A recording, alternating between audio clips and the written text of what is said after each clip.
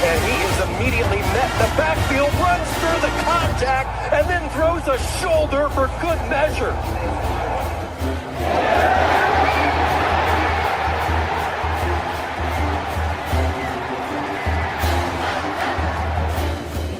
This team this year.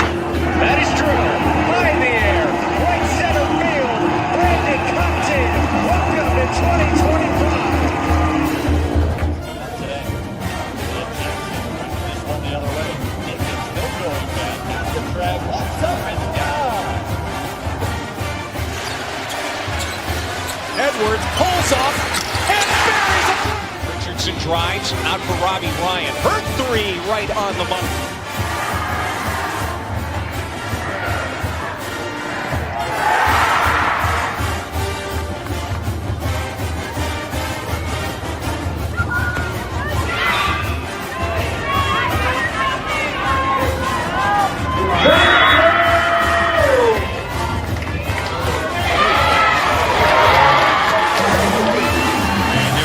Takes a shot for Derby. Flag out. Doesn't matter. Touchdown.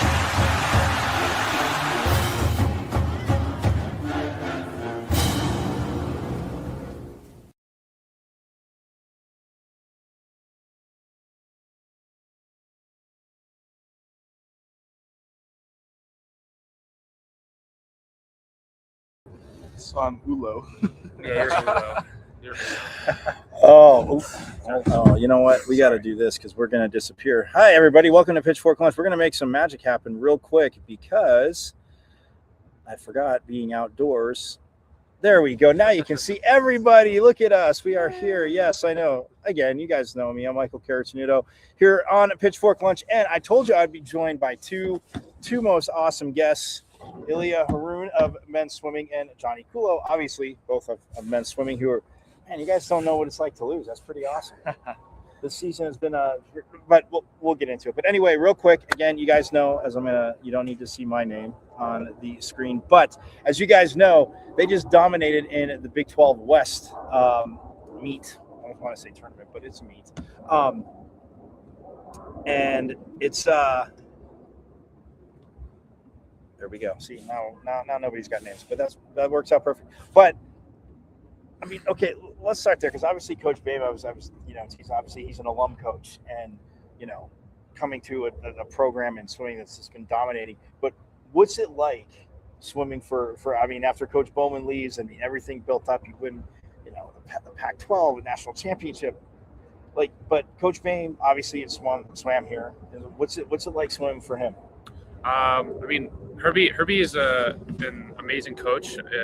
As Danny, one of our managers, describes, he's one of the greatest minds in our generation, I think he said, right? And, he always has a strategy or a tactic for everything that we do, whether it's practice or like lift, just like he knows what we have to do and how we like recover, and he always like lets us know like what to do, and I think that's really amazing from a coach, especially from him. He knows what it's like. It's not theoretical with him. Like he's been through it, and he knows how we're feeling, and he's able to like relate to us really well. And so I think that helps, especially on like days like today where we're just recovering. He knows what it's like, so he knows what we need and knows what's gonna help the best, not just on paper, but actually hands-on type of way. Okay, which again, and talking to him last year, it's awesome. And I asked him, being one of 8 alumni coaches in the sports. I mean, and again, not that coaches don't want to win, but I mean, just do you feel like even when he took over his Instagram post when he got he got like so like emotional, like I'm not going anywhere, and it's like I was like, oh cool, and then he's like, you see him like getting emotional when you see something like that. Like you say, I mean, obviously from the technical side something, but when you see like a message like that in this day and age of the transfer portal, and again, not if you guys wanted to go, but when you see something like that. Like, how much did that mean to you guys? Like you guys and like the men's and women's team, just to see like that emotion come pouring out from him, knowing that, hey, we're not going to drop off, but we're going to keep going. And yes, I love this place. I think it brings us closer as a team. And because this is a coach who actually cares about the program. Since he swam here, and. And the fact that he put so much emotion into it, it just shows us that like he cares, and that he wants to be here. He comes in every day with great attitude, and I think that's just like what we love about him. And okay, so Johnny, swimming being a competitive sport, I mean, I look at having every track growing up. I played soccer, so yeah, playing like on a team. I mean, yes, it's a team, but I mean, when I talk to golfers too, and even like track, it's an individual team sport. But when you're in the pool, and I mean, these guys, look, I've talked about it ad nauseum. Talked about with Coach last year.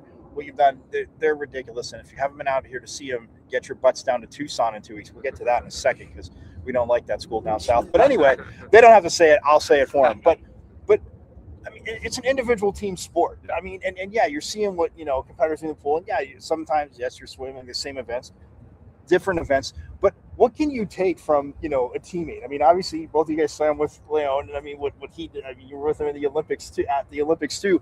But how like, tough is it? Because, yeah, I mean, obviously, at the thousands of hours you guys put into practice, I mean, the form's there. But, like, you see somebody, you're like, oh, maybe that might work for me. I mean, what's the in pushing yourself to be faster and cut down on your times? But I mean, when you're in an individual team sport, what's it like just watching teammates practice, and then when you're in the meets, just kind of like, yeah, go get it.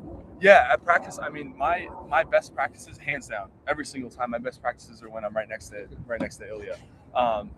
Seriously, if I'm off on my own or kind of doing my own thing, like it's fine. But yeah, then you're just kind of off on your own. You're out in limbo. But when you got your guys next to you and guys specifically who are better than you, it makes practices better for you, and you get out of them and you feel like you did something like monumental, like you actually got a lot better. And then you get to the meets. I was telling Tommy last year at NCAA is like looking over and seeing a whole bunch of Sun Devils on the final at NCAAs when you're like about to lose your mind because it's so stressful, but being like, all right, like these are the boys, like it's like another practice essentially. It just calms you down. It lets you just focus in on just the swimming aspect and tune out all the extra stuff, tune out all the fluff, and all the emotions that might come with it. But yeah, it's incredible. I mean, these guys push you to be your best every single day. And yeah, being with them all the time, and then seeing them when you're in a big situation, when you're at a big moment, it just calms you down. It lets you know that they got you, So. Okay, and Ilya, to piggyback off that, I mean, obviously, yeah, you swam next to Leo a lot, but being in the Olympics together, I mean, obviously, you're swimming for Canada, he's swimming for that home country of France, but when you advance it, I mean, yeah, you're obviously competing against each other, but I mean, when you kind of see each other in the pool, like it's still not brother. It's like that wink, like we're Sun Devils. But I mean, how much more did he make you push, like in that moment? And I mean, obviously, having gotten to watch the Olympics, having been to Olympics and just like seen events, to me, I'm just like, man, this is phenomenal. I couldn't imagine. But what was it like experiencing that with him, and obviously representing ASU like you both did. Yeah. Oh man, it was just amazing. Especially seeing him go all those incredible times and him winning each race. Oh, it was just it's just like a feeling you will never forget. Because just it being in that moment is also just very, very special. And I'm so grateful to be there, and being with Leon, we sometimes would talk on deck, because actually Canada area was right here and France was right here, so I could always just either say hi to him, or just talk a little, but not all the time, because he was also getting ready. But I think it's just a very special moment, I guess, for both of us, and yeah, it was just a great feeling. And I asked Coach this last year. Who were you rooting for? It's over now.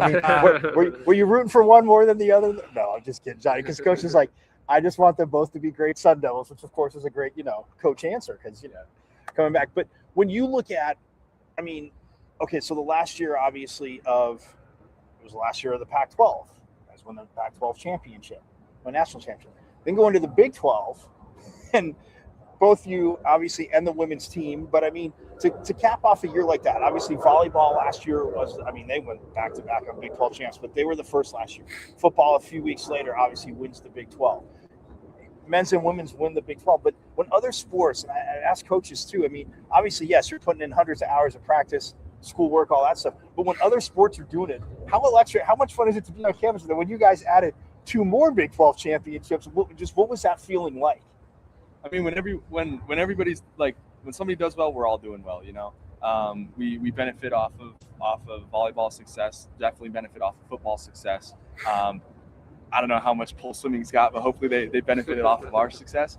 But we're individual teams, but we're all working towards the same goal. We all want to see ASU be the best that it can. And so I know me personally, when I saw those teams win, Big 12s, it's got me fired up. Got me ready to go. Yeah. Well, you guys had pull, because volleyball. I know it's Coach Faneuil's first year, did very well in the Pac-12, but and again, we're not going down that rabbit hole, because the wound's still open. There's salt in it. The fact there's no more Pac-12, the way it was. And again, no disrespect to Washington State and Oregon State and new teams, but yeah, I went down that road with Coach, and it was very hard because it's frustrating. But within practicing, obviously, you guys are practicing going back and forth. But when so let's get to the Big 12 West this last weekend. Now, your guys' races were awesome, but I gotta say, when you see someone like on the women's team, like Irvin in the distance, lapping people, to me, I should or Dennis. Oh, Dennis. Dennis. Sorry. Yeah, thank you. I was like, but when she is, in distance races, and I appreciate it, and I said this the other day on the show when I talked about I was going to be sitting down talking to you guys. Anything to me in track, anything over 400 meters is too long. Anything over 400 in the pool, it's more props to you to do it. Why? There's no point. But in a distance race like that, when you see somebody just being that dominant, and I remember asking even Coach last year, I watch on TV and I record it and I just watch it back, to see somebody like Katie Ledecky just floating on top of the water. But when you see a teammate of yours doing that in front of your eyes, what is that like? Outside of taking, yes, intense strength and stamina, hours of practice, but what is it like just seeing that dominance? Dennis is a really good swimmer. Of course, she was a transfer from Georgia Tech. And it's a great pleasure that we have her, because, she's, it's seeing that dominance in the dual meets is just very impressive, I could do a mile, but I wouldn't know. I don't know if I could lap everyone like that, like she does, but I think she's just a really great pleasure to have on deck. And just seeing what she does, and especially all the training that she puts in, is just great to have. It's honestly it's honestly the same as watching Ilya throw down at World Cup or at Worlds or something like that. We're all doing well. You get fired up for your teammates. They're kicking butt. The hours that they put in. The struggles that they've been going through, and watching it pay off. It's just good vibes. The morale just skyrockets. And everybody, like I've been saying, everybody benefits when we're doing well. Yeah, I mean, and that's the thing. Like I said, an individual team sport, but of course you want your teammates to do well. And look, I know as competitors, and I mean, I never, of course, would say it like before warming up the game, but going to a game like, I mean, you guys like show up, and I mean, like you're talking about dominating events. You've obviously dominated events, but when you guys are like going against people, and I mean, going against other teams, like I know as an athlete, you don't want to admit you're defeated, and it kind of piggybacks off the whole thing with Dennis, but like when you guys are doing like your relays, like parts of relays, and you're gonna like, do you think other teams like they kind of look at each other like, okay, which one of us is going to get second? I know you're not cocky. I know you're working hard, and I know Coach is mad at me for asking this. He said don't ask anything like that. But I mean, and honestly, can you just feel like you said? I mean, you were just saying like with Dennis. I mean, it kind of like the wind literally getting taken out of the sails of other swimmers because it's like, man, like I am swimming good. How is this possible right now? Yeah. But when you guys are doing relays, I mean, because me, I obviously love watching all swimming, but the relays. What's that like? We're just kind of walking up, and other teams are looking. You're focused, you're looking down, but they're already looking at you, so you got them a little bit beat, right? Yeah. I mean, yeah, like we are. I mean, people know that like we are like one of the best school programs, So I kind of just think as it not an inner squad, but like I kind of just I race like our teammates, because I know they will be around our level. Not to like crap on other schools because they're also good, they're trying their best, but like when it comes to terms of like competition, things like that, like of course I look at like the next best, that's just kind of how my mentality, how my vision is. And that if that is like our relay, like our B relay or A relay, then like that's who I'll look at, But if like, of course, if there is someone like really good on the other team, of course I'll look at them. It just depends on who's the next big shark, I guess I would say. I think like especially at NCAA's, like when things are getting hot and it means a lot. For me at least, especially most of the time going off of Ilya, going right after Ilya, it's the trust. Whatever's going on at the front half of the relay. I know that we're going to be okay. I know the guys that are doing it. I trust in the guys that are doing it. I trust in Ilya. Like I trust what's going on. And yeah, like when that trust is there and when you're like fully bought into it and you're bought into the guy that you're about to jump off of, good luck, like that's a tight bond, and that's when you're gonna start flying. And yeah, relays obviously a team, but and I asked that too because the crowd. I mean, I know obviously back in the fall, I mean, packed house, sold it out. Yeah. I mean, Coach even was saying the other day, like he's like, wow, the crowds have been really, even the January 3rd match because nobody's back. I mean, students aren't back yet. A lot of students aren't back. Obviously, you guys are back here competing, but like just seeing the crowds and come up. I mean, being focused. That's one thing that's always curious to me. And okay, piggyback to the Olympics. I mean, you could hear the broadcast did a great job just kind of letting that sound of the crowd, especially when I was swimming, but. When the crowd's into it, you're hearing it, and the further you get in your race, how much does that just how much energy does it give you guys? I think it gives us like definitely a lot of energy, just because of how much passion they're showing, for our sport, because swimming isn't really too popular, but like them cheering us on, I think it gives us that little bit of motivation behind the blocks. And it's like, all right, like, let's, it gets you hype, but yeah, like I think it's very exciting, Couldn't have said it better myself. And I asked the crowd question because we've talked about this and we showed the awesomeness on this show. We mentioned volleyball's Big 12 back-to-back. The swim team shows up and I want to say intimidate, psych out, completely distract the other team in your swimsuits. Who came up with that? And again, absolutely phenomenal idea. I mean, I know a few years back when Michael Phelps was here, he did the wall of distraction, had his Speedo on and every single one of his medals. I'm like, now, and the kid missed the free throw. I'm like, dude, you have no chance of making a free throw. I could be a 120% free throw shooter, and I see all that goal, I'd be like, oh my God, there's an air ball. But like doing something like that in volleyball, who came up with it? That phenomenal idea. And I mean, I know that again, we asked the team, they were even distracted too because they were like, that is awesome. But who came up with that awesome idea? We share weight coaches with the volleyball team, so we both had the same weight coach. It started last year, and story is volleyball coach asked our weight coach. They had a big conference game or something like that, but he asked for a little extra help. So we decided to come in and we had a blast. I mean, last year we had a blast doing it, and then this year I was the one asking Jake, our weight coach. I was like, when can we do that again? Because that was a blast. It was. I mean, it's a blast for us, and then it's just fun to be there. It's fun to support. It's fun to see everybody get a kick out of it. Right. I mean, and the better part too is, I mean, obviously everybody's on it because the PA announcer is like, yeah, well, welcome to the, Big 12. Of course, not before you had your suit, like right then, the Big 12 chance of you guys, absolutely. Again, the wall distraction, that was absolutely, and I mean, it definitely, they won the match anyway, so it served its purpose. So let me ask you this: obviously, goal is get to the Olympics, compete in the Olympics. You get there, you come back. I hate using the phrase letdown because I hear it so many times. Like you're saying, swimming's not popular. People that don't know need to come out. Why? It's insane. I feel like a slime. I mean, I was telling coach, I swim, but yeah, just with training wheels on, to get a workout. But as you're prepping for an Olympics, and I mean, again, I know it's pretty much like a meet too. It's a bigger stage. I mean, you don't want to get too amped up too fast.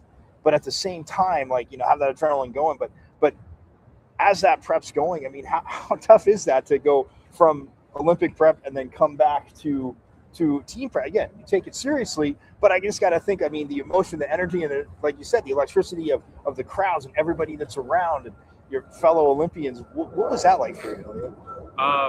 It is definitely a different kind of energy because you're there at the Olympics. You're there with literally the best of the best. And like that, like I said earlier, that emotion that it doesn't go away. Like how surreal it is. It's just amazing to be there to feel that energy. And of course, it doesn't put you down when you do come back to team practices. Of course, it's a tiny bit different, kind of gets you back to reality a little bit. But it's still amazing to be here. It's always a pleasure. It's always I'm always grateful to come back and to swim, at the pool that I love, and it's just, I just kind of no words, because it's just always, grateful. I'm just grateful, I mean, and I think back to, again, one of my it was based on a true story as well, but the late great John Candy in Cool Runnings. If you've ever seen it, Jamaican bobsled team.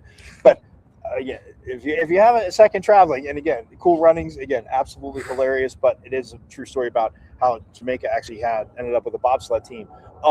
But John Candy says, I mean, his character, and I don't want to spoil it for you, but my favorite line of his, he goes, the single greatest honor an athlete can have is representing his country, carrying that flag, whether you carry the flag in or not, but to represent your country as an Olympian. And every time I see that, it's you literally get chills because I think about that. But when you look at it from the outside, I mean, obviously as a swimmer's goal, or I mean, any Olympic sports, your goal to get there. So, I mean, as you're training, and you said when you're best or next to him, what kind of things do you bounce off? What kind of conversations will you have with Ilya? And what kind of secrets is he willing to actually give up? I've been asking him for help on underwaters, and he just tells me to get better at them. Well, that is direct advice. I wish. Yeah. I don't know. It's a lot of banter. All the guys we're all crazy competitive. Not just Ilya and I, but literally every single guy on the team. I think one of the things that Herbie looks for in the recruiting process is somebody that's hyper competitive. So it's a lot of banter. When we're going fast, when we're racing, there's some crap talking. There's some shade being thrown. But it's all love. We finish whatever practice and stuff, and personally I look around and I'm like, all right, whatever. I was talking crap on this guy and that guy, but I watched them get better today. I saw some things that they did that I was like, dang, that's good. That's what we need going there. And then, I mean, watching Ilya, it's just a master class. I mean, oh, stop. No, I mean, I know that sounds weird, but I mean, it is. He's the best at the world in what he does. And it's just always a learning process. And most of the time, actually 90% of the time, it's nothing that he verbally says. It's just watching and observing. Cause it is, his technique and his talent is something that it kind of just comes, it's kind of just natural. And I don't know how to understand it if you were to put it in words. I don't know if he knows how to put it in words. It's just something that you got to observe. And so I just try and surround myself with it, absorb myself with it as much as I can. Yeah, because you bring up a great point there. It's like, well, just get better at it. It's funny because I'm watching, and again, like I know I use like Katie Ledecky, but even like watching you in the last Olympics and just watching, I'm like, I get like again, it's muscle memory, it's a lot of training, but I'm like, people doing the like same stroke around the same height-ish, some are a little taller, and you not, but like. But that person is just like ripping through the water. I'm just like, man, I'm like, in my head, now that you say get better, I'm like, well, that's the only thing I could probably think of is get better. Yeah. All right. So in your eyes, what's your, okay, so two-part here. Like, what's your favorite stroke? What do you think your best stroke is? And also for him, what do you think his favorite stroke is and his best stroke, and vice versa to you? So go ahead. Okay. So your favorite stroke and your best stroke, and then what do you think his is? Okay. Well, my favorite stroke is butterfly, and my best stroke is butterfly. And his stroke is freestyle. Best stroke also freestyle. Ditto. All right. Freestyle, butterfly. I figured you were gonna say that, but yeah, I straightforward. see the butterfly, and I mean, like I was saying to Coach, I mean, I swam up until I was 12. I love the backstroke. It just came easy. Again, up until 12, I was like, man, I'm like really quick at this. I'm like, I don't get it. Like people were slower. I was like, I don't get it. But our youth coach like definitely cured me away from wanting to swim, because if I ever like said something or kind of slacked or did something, he would enter me in the butterfly. And I'm like, dude, I'm not doing it. So the first time he did it, he just put me in the 100 butterfly. So when I went down, I just flip turned so I'd be disqualified, and I just freestyle it back down. I'm like, dude, I can't. I'm like, I was actually in second to last. I wasn't in last yet. I was a kid. Those swimming memories with you. That is one stroke. I look at it, and again, you talk about form and timing.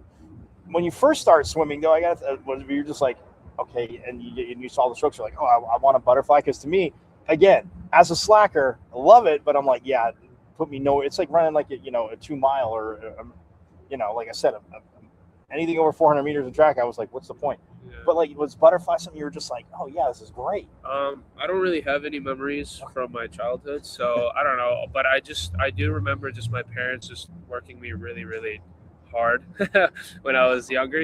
Trying to, because we would always watch, of course, one of the greats, Michael Phelps, and I don't know. I kind of just wanted to copy what he did, and I just worked at it every day. Nice. I would assume. But yeah, but when I was younger, I honestly trained every single stroke because I wanted to be versatile.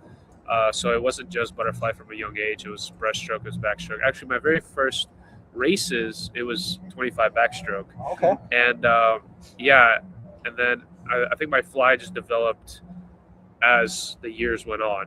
I wasn't really a flyer though. Like I just did every single stroke. That's awesome. Yeah. So if you could do, so if you, like outside of, for both of you, so like outside of what you do, what other stroke stroke would you like maybe like to enter in something different just to try it? I'd honestly probably go fly. I can't stand breaststroke and I can't stand backstroke. And then the IM is just too long for me. Agreed. Right there. And like fly is fun. Like I enjoy fly if I'm feeling good, and most of the time I just don't feel good, so I don't like it. But if I'm gonna enter in something else, I'd ask for butterfly. Okay, so you brought up something, and we'll get out here in these last two real quick because we got to talk about that school down south real quick. But you mentioned the breaststroke, and when I see obviously swimmers of your ilk doing it, and even like growing up, kind of like it didn't seem bad, but the older I got, the more I did it. I'm like, why does this seem like it takes so much more out of, like, even when I'm at the pool, if I do a 25 of it, again, not Olympic form, but I'm like, but when I watch on, and I see like some are just like glide and others, but why does that just seem like the stroke that in my opinion, I'm probably 1,000,000% wrong, almost takes more out of you than the fly? What, breaststroke? Yeah. It's just weird. I think it's just technique. I'm not quite sure. I wouldn't honestly like breaststroke. For me, I feel like butterfly definitely takes a lot more out of you than breaststroke, but that's just my opinion. Right. If anything, I would say if you're swimming like really hard backstroke, I'd say backstroke takes a lot more out of you, in my opinion. I don't know. I agree with that. Yeah, I agree with that. breaststroke's just like you get no flow. Yeah, it just there's no rhythm. See, it's sort of perfect. That's what I was trying to say because I'm like, they kind of look like it. But I was going to say to you because sometimes, again, watching in the Olympics, watching college championships, world championships, some of they're the best swimmers, and I see their times, but it just looks choppy to me. Yep. Like I describe it as choppy. Maybe that's a wrong word, but when you say like not the flow, like to me it just looks. But all right, so next up, that school down south, which was just here. In the Big 12s. And I was kidding around with Coach on Friday after. It's like, I know they're here for this, but you don't really want to, show out too much because you're going to see. He's like, no, I think they're going to be ready and going down there. But rivalries. I mean, talking about come back from the next that rivalry with that school down south. Like, of course, beating them in the Big 12 West and the other schools, awesome. But just what's that like as you guys get up for that meet and get ready to go? Unfortunately, I have to go down to Tucson to do it. But I mean, you got to be fair. Got to let you guys visit there. But just getting ready for that meet. What's it like? Nothing. We're just gonna destroy them. That's it. No words. like his strokes, like Johnny said, fast and directed to the point. I love it. He doesn't cover it up. For a little bit there, it wasn't very fun because they were really bad. So it was just, it's just like an inner squad at some point, and it still kind of is like that. But they have a couple guys that are fun to race. Yeah. But I mean, it's in my eyes, that's not at all what like I'm focusing on.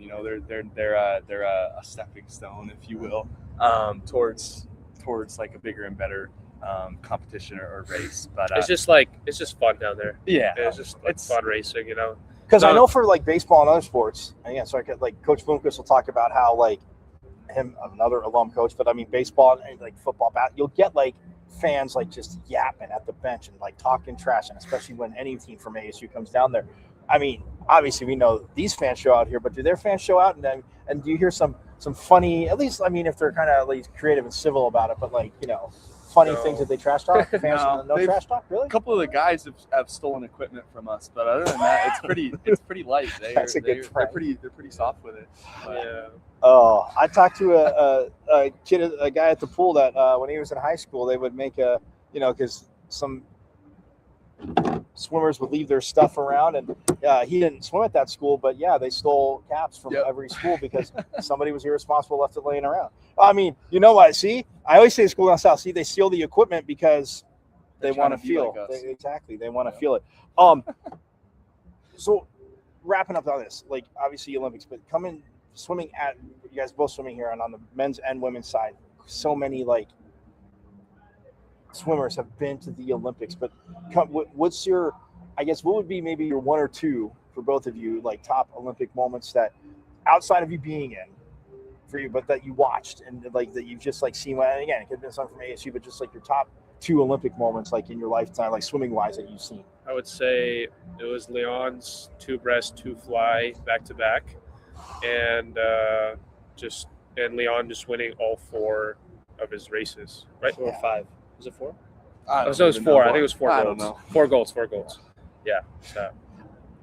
Okay, before you go, piggyback off that real quick. When I said the crowd noise, but when you're in the pool with them, I mean, the broadcast. I mean, you described it. One of them said beautifully, like that pool's got to be shaking. I mean, was it like just reverberating that much in the pool when you're like next to him, and obviously the whole country is cheering for him?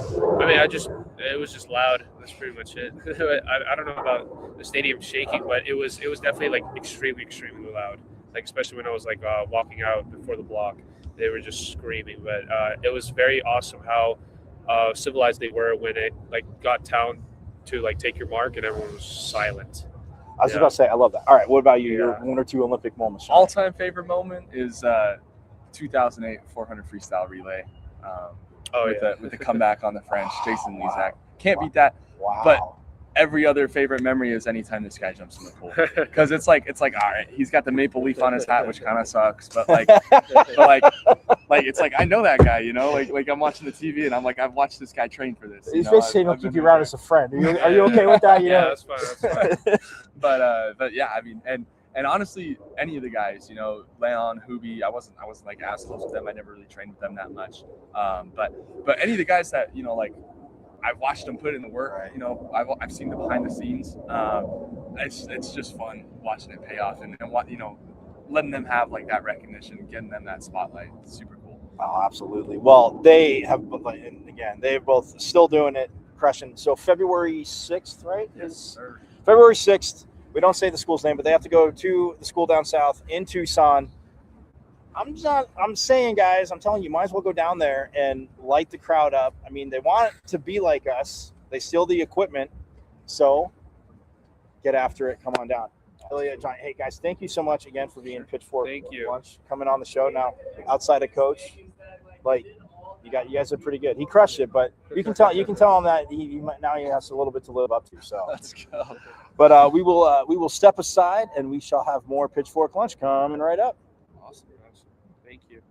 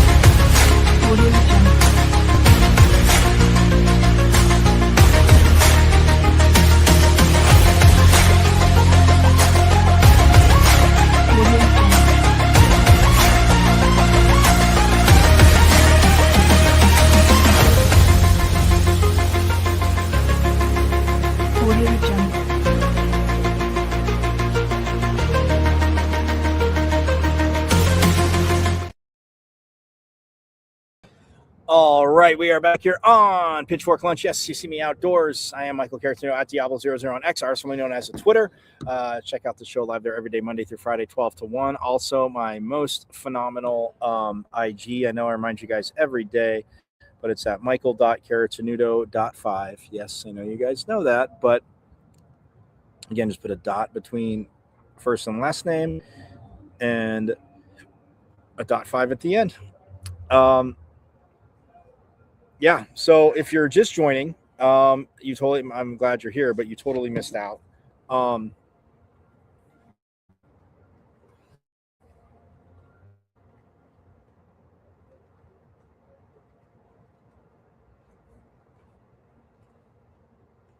You as we had a phenomenal conversation with Ilya Haroon and Ilya Haroon and Johnny Kulo, men's swimmers. Yes, the Olympian Ilya Haroon. Yes, I know you guys know that. Yeah, so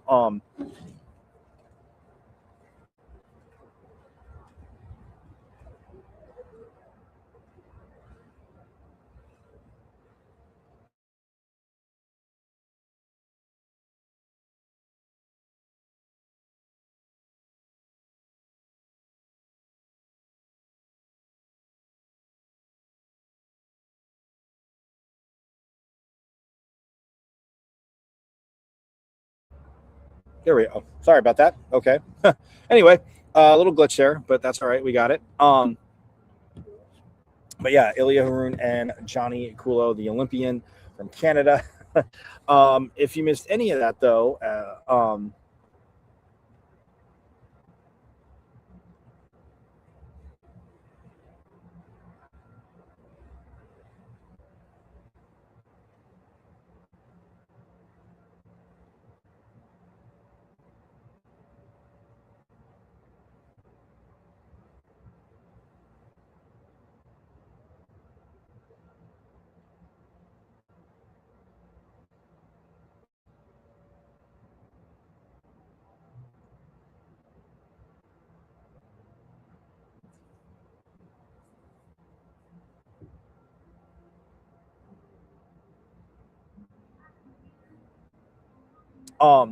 yeah, you guys missed out, but that's what YouTube is for. Watch the show live on YouTube, as I remind you, and we had them off the top, so that just worked out well. Had them right off the top of the show, started the show with them, and again, you see no background because, again, being outdoors, we're at the Mona Palmer Aquatic Center, which is absolutely awesome.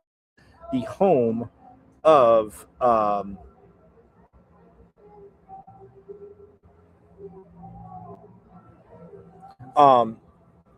of the men's and women's swim and dive team, and again, Big 12 champs last year, Pac-12 champs the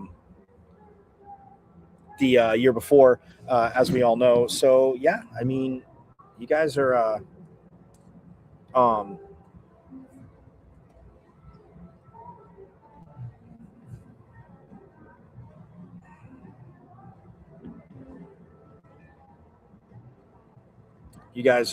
definitely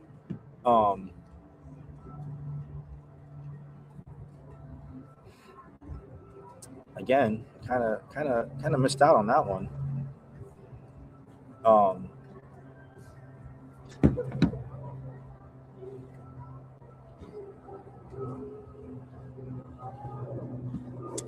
But yes, so go to YouTube. Again, you can watch live, but you can subscribe.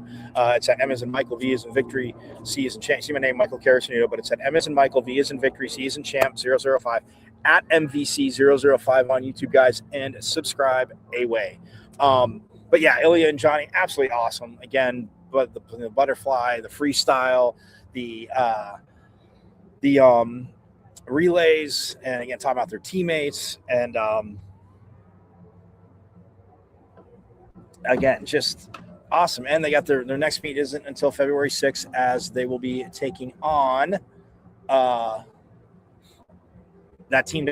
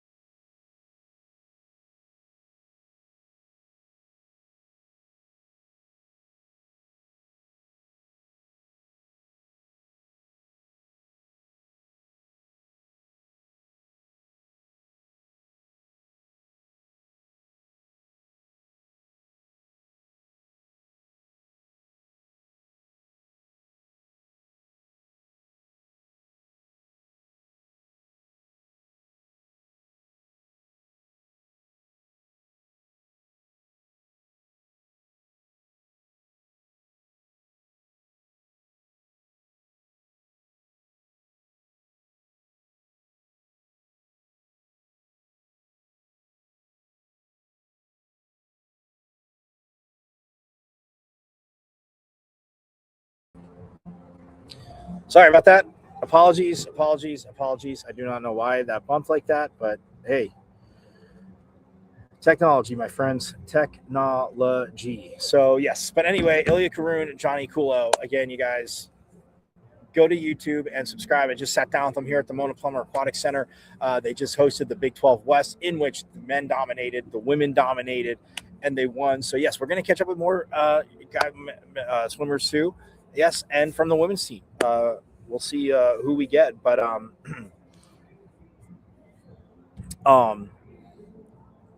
yeah, it's again, you guys got a chance. If you didn't see it, shame on you. If you're just joining me, you know I love you. Forks up, nothing but love to you. But go to YouTube, watch live, and subscribe. It's at Emmons and Michael V as in Victory Season Champ 005 at MVC005 on YouTube. Subscribe away because again, Johnny Kulo.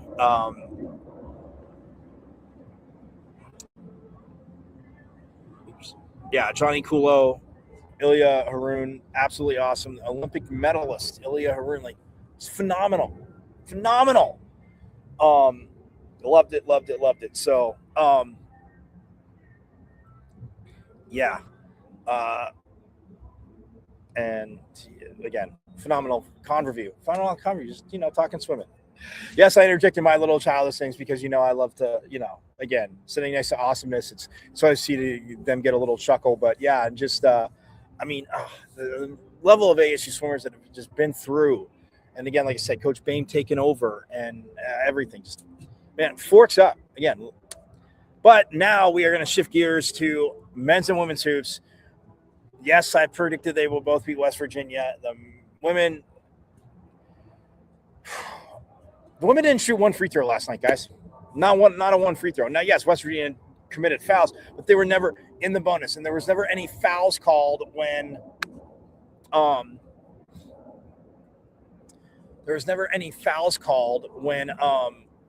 they were shooting. I got to go back and I looked at some extended highlights. I mean, I was at the men's game.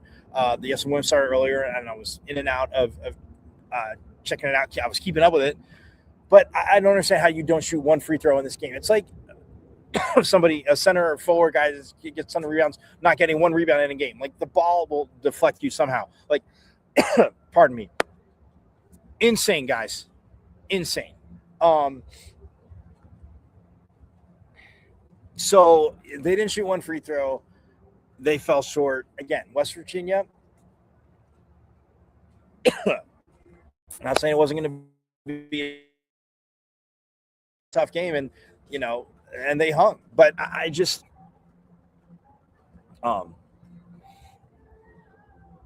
it's just frustrating because it was 53-43. That is I want to say, well, yeah.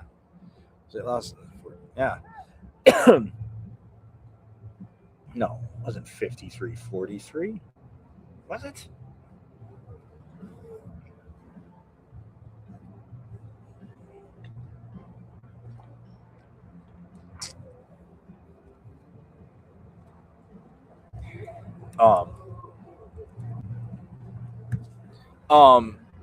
We'll check on that. But nonetheless, I mean, still, like, they didn't shoot a one free throw. Not a one.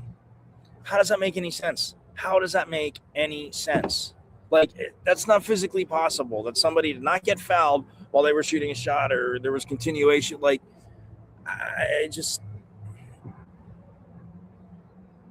the West Virginia women's coach should go play the Powerball because that's insane to me.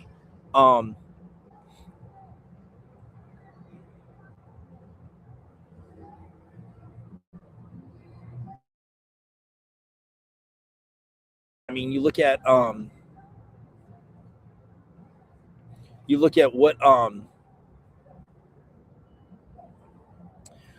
what they, again, points wise.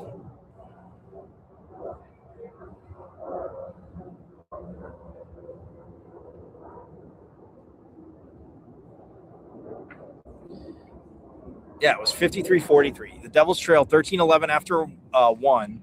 And then it was 25-24. It was a 25-24 halftime game. It's not like either team burned up the scoreboard in the first half. So West Virginia was up 25-24. the Devils were up 37 to 34 at the end of 3 because they outscored West Virginia 13-9. And then, so there's a single-digit quarter for West Virginia. ASU picked not the time to have a single-digit quarter. Yeah, they did foul down the stretch. They're now 17-3, 4-3 in the Big 12. West Virginia was number 22. They're 16-4, 6-2 in the Big 12. Again, ASU, that definitely deserves. Again, yes, you didn't win the game. They didn't win the game, and I said I thought they would, but they only scored 6 points in the fourth quarter. That is their lowest output fourth quarter of the season by far. That's just tough. But yeah, 53-43, and yes, West Virginia hit free throws down the stretch. Brackens, she had 15 points for the Devils. McKenna Brackens leading the Devils. So, like, yeah, I see that, but not a one free throw was taken. Not a one. Yeah, you look at ASU and the box score, and you look at free throws, and it's a 0 for 0. And on the other side of that, 19. And okay, granted, half. I won't say a lot, but as you fouled down the stretch, and last minute and a half, 3, get a stop, or you fouled, they missed free throws, you can hit quick baskets. And again, Coach Miller coaching against that. So I can't wait to talk. I mean, they go to Cincinnati next, so but when they get back, I can't wait to talk to Coach Miller, or maybe Coach Glover, like talk to him. Like, I just don't understand. And again, I got to go back and watch full game, because again, I did see a good extended part of it, but down there when they were finishing up, I was at DFA for the men's game. So that is that. But yes, let's get to the men. They lost also to West Virginia last night. That was, again, they were up at halftime, could have been up by 5, we're up by 2. They had West Virginia on the ropes, man, and they fell short 75-63 because West Virginia made plays down the stretch. But let's get to Coach Hurley. I want you to hear from Coach Hurley. We're going to wrap on that. Again, you'll hear the frustration, and it's just, I mean, dare I say, a wee bit dejected after a game because he knows this team's got the talent to win.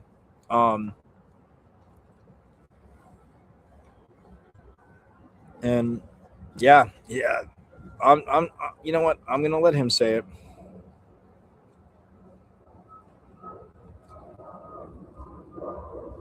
All right, here he is, Sun Devil head coach Bobby Hurley after last night's tough loss. Really concerned about this game, with having to go play at Arizona and play at Houston on Sunday night and come back here. And we did some things different to try and get off to a better start. I thought that was a positive. We lost one of their best players in like a 4-minute stretch in the end of the first half, and we invited them back in the game. And just a bad close to the half too. Noah really does a lot of things well for us. Like, he silently, and with his activity and stuff he does defensively, and his offense is coming on, he's a really good player. But we talked about taking a foul at the end of the half. We had 5 team fouls, and none of the players on the floor had a foul. But this is why things that we might draw up on a board in a huddle don't get executed sometimes, because there isn't a commitment to listening. And we lack discipline in terms of listening to what some of the things that I'm trying to get across to the team. So my voice is not working with this group, and that was a great example of it. No single play defines a game, but going up 5 instead of 2 in a game like this, and I like their team. They have a distinct style. They don't do anything that they can't do. They play a very tight game, so we can't afford to turn the ball over 13 times against a team like this. We can't afford to in a lesser possession game do those things. We can't go 10 of 18 from the foul line in a game where points are at a premium. So, you know, we failed. I'm failing. I can't get through to the team. So I don't know what else I could say. Just building on that, would you say that the players are just not receptive to your coaching anymore? Or is it just... I think to a degree that's an accurate statement. So, like, how are you handling that? Like, what are the strategies that you're trying to deploy to address that? I mean, we discussed in huddles why certain things weren't done, why we didn't run the play that we wanted to play. We're not, the players on the floor aren't communicating to get everyone on the same page. There was a set we were going to run, and Pig was not in the position to set the screen he needed to set to start the play, and then Mo dribbled the ball off his leg and it went out of bounds. You know, but so these are things that are happening that, you know, especially in a game like this where every point matters, every possession matters, can't afford to do it, and we did it. I mean, that's not the only thing though. It's a lot of things like, you know, we got punked down the stretch, like couldn't get key rebounds, like just where we needed to we made them miss somewhere and we just couldn't come up with a rebound. It's been like a consistent theme throughout. You know, hats off to them. I mean, the shot they made on the right wing from like 30 feet as the shot clock was expiring, like there's things like that happening which bring the word like doomed into my mind. Like that's the word when I see a shot like that go in, like doomed, right? That's come on. We have not played well here in years, like since before COVID. Like we had this place cooking before COVID. Now it's a sterile environment. We don't win here. We don't give our fans any reason to show up with enthusiasm to think that we're going to win a basketball game. And we have been dreadful at home for years. Even the year, I mean, I'd have to look at the exact record. The last time we did go to the NCAA tournament a couple of years ago, I don't think we were great here. Like, I think we were better freaking on the road somewhere, anywhere, you know. So this has been going on for a while, and it's not a home court advantage. We can't win here, and bottom line. Does the same thing happen in practice happening in the game? Practices and games are different, you know. It's not the same thing. You know, there's more time to stop and correct as things are happening in real time. You have those timeouts and the media timeouts and opportunities like that to address things that are happening. But in real time, you know, the group on the floor has to take ownership of what's going on. Couple more and then we hit Santiago in here. Bobby, is this as demoralized as you felt, coaching ASU? Yeah, it is. In terms of just, you know, the light and the tunnel, it's hard to see a lot of light. I love the group though. This group is far different than some other teams that I've had, like that at times might have made me sick to my stomach. You know, this group of people are very willing to try and give what they have. So I'm not overly disappointed in that regard. It's just more of the hope, and the schedule has something to do with it. Like, let's call it what it is. You know, sending a team to BYU and getting one home game and then two more games against our rival and then like one of the best teams in the country all on the road. I mean, that's just ridiculous. So all these factors matter in some ways. We got one more question. So Coach, with the start that you guys had, I believe it was 9 assists on your first 10 made field goals and then only 6 the rest of the way. Where do you think the disconnect is on that? I mean, they're a pretty good defensive team. They suck the life out of you, you know, because if you can't guard their shooters and you lose guys and they start hitting threes, and you know they're going to slow the game down, and they're very methodical and can't get a rebound either. So you can't get a stop and generate any momentum.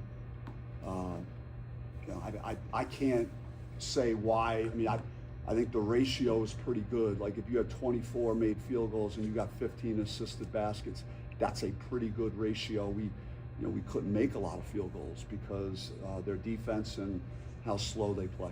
All right, Santiago, get in. Thanks, Coach.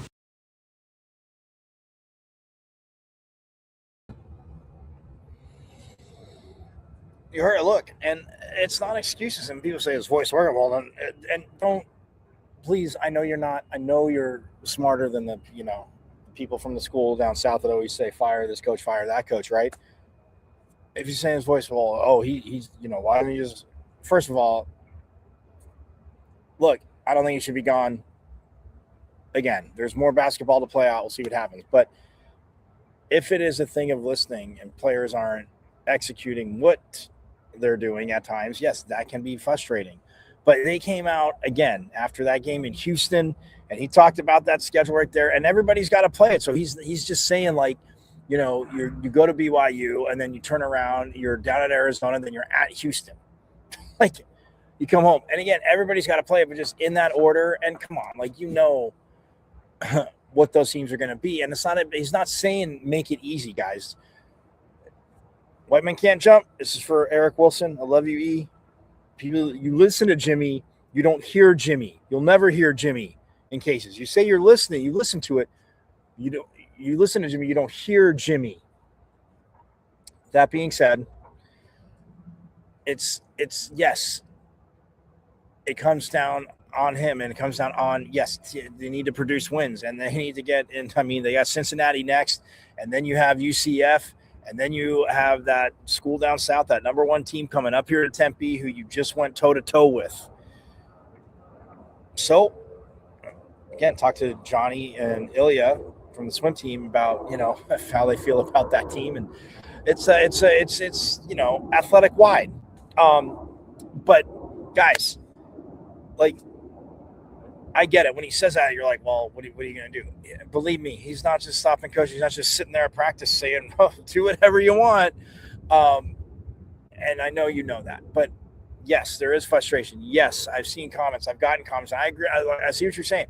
And what did I say last year? It does come down to winning. It does. Like, you can compete. And that team, again, there may have been issues here and there, but when they were on the court, they were in games, they were battling. The last 2-3 minutes of games, especially here at home, and like you said, not being a home court advantage, guys. And yes, before COVID, I mean, pitchfork basketball is always one of those things where, yeah, if they're doing their, players making plays, it will be loud, it will be rocking in there. But he says, you're giving the fans nothing. So that being said, if you're not giving the fans a reason to come in and feel like they're going to get a win, again, yes, I always say there needs to be more energy. The 942 crew, yes, they do bring it, the student section, but I mean, in general, get loud. If things aren't going, start getting louder. People say, I never think a crowd should be taken out of the game. Yes, I understand if somebody's losing by 30 or 40, but when it's a close game, guys, you're loud, you're chanting, you're like, get stuff going and bring energy. Like, to me, yeah, the crowd's always have a right to boo. People always want to jump. Oh, they got mad because we booed, and like, oh, the fans are saying this and that about, they're yelling at their player, whatever. People get athletes, whatever. I'm not saying here, I'm saying in general, and it'll be reported. People will rip on that. Oh, yeah, they can be booed, stuff like that. Fine, but come with the energy, cheering, and yes, if things aren't going, you want to boo some things, man. I'm not saying I would, but Homer show or not, I'm just saying, bring the energy. But Coach Hurley, again, when you hear that frustration, and you hear, like, you heard Chris Cartman, who was sitting next to me, asked about the most dejected, he's been, like, but this group of guys, he compliments, and he said it all year. And when you talk from the presser, and we'll hear from Santiago Truett tomorrow, because we got to get out of here. But yeah, I mean, it's a tough loss. That's a game that you start out much better than you did at Houston, but then in the second half, like, just nothing. I mean, yeah, they adjusted defense, and Masamba Jat, my guy, like, did not get the ball out in the second half. That was my thing. Again, you can't force things. An offense needs to flow, but Masamba Jat, got to get the ball down low to him more, and then let him work from there, because he is so just smooth down low. So, but Johnny Kulo, Ilya Haroun, Forks up, man. We were here at Mona Plummer Aquatic Center. they were kind enough to join right after practice, and they got to go do some weights and stuff like that too. Bam! Just kicked off the show with them. Go to YouTube. We'll get there in a second. You can subscribe, and again, this will be up. You can watch the show, binge watch season 1, binge watch season 2, keep watching season 3 for those watching. Forks up. So we are going to get out of here, but anyway, have a nice, phenomenal rest of your Wednesday. But yes, I was going to say, go to YouTube. You can binge watch season 1, binge watch season 2, season 3's there. But this episode, Ilya Haroun, Johnny Kulo, awesome swimmers. They joined me. They made their Pitchfork Lunch debut. They absolutely rocked it. Forks up. But yes, so go to YouTube. You see my name, Michael. First of all, at Diablo00 on X, on Twitter, my IG, Michael.Caratino.5. YouTube, you see my name, Michael Caratino, but the page is at M is in Michael, V is in Victory, C is in Champ, 005. At MVC005 on YouTube. And subscribe. As, again, you've missed a lot, but Johnny Kulo, Ilya Haroun, Olympic medalist, sat next to me, and his ASU teammate, he said, Leon Marchand, Sun Devil, and just absolutely awesome. So forks up to them for joining. Forks up to Coach Bain letting it happen. We're going to have more swimmers next week. And then before Big 12s, we're going to have some swimmers. We're going to get women's from the swimmers from the women's team as well, too. Pitchfork Lunch. I told you guys, bring in it. So I will see you tomorrow. Again, hockey tomorrow, gymnastics tomorrow night, all that good stuff. So have a phenomenal rest of your Thirsty Thursday. I hope we quench some of that awesome thirst out here at Mona Plummer Aquatic Center. And yes, it is #OurState. Thanks to reigning back-to-back reigning Big 12 champs women's volleyball for always reminding me of that. It is #OurState. School down south, just remember that. And yes, you know it. Go Devils. And as always, guys, I'll see you tomorrow. Same bad time, same bad channel. But as always, you know it. Forks up. I went to Arizona State. Right. I'm a Sun Devil, man. 27-yard line. That's a great call. Wayne Baker. Plummer will put it up. Throws over the middle. Pull. Touchdown. Quick flag. 3rd down and 5. Levitt swings it to Scatterboom. Scatterboom breaks defenders. Here he goes again. Scatterboom is the running back, and he is immediately met in the backfield, runs through the contact, and then throws a shoulder for good measure.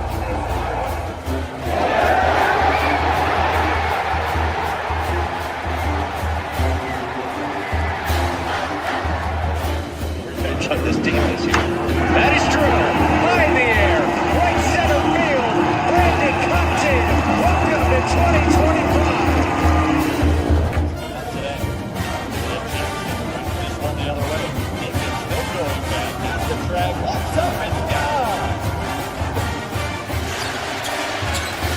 Edwards pulls off and buries it.